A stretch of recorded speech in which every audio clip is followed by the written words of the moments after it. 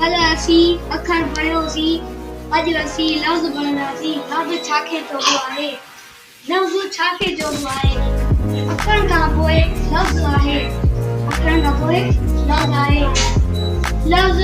अखरनि जे मेलाप खे लफ़्ज़ चइबो आहे यानी ॿिनि खां वधीक अखर मिलनि ऐं उन मां कंहिं शइ जो नालो मतिलबु ऐं को बि लाॻाप ज़ाहिर थिए त उनखे लफ़्ज़ चइबो आहे मिसाल कन ॾिठो अथव जेको पाण में हूंदो आहे कन हेर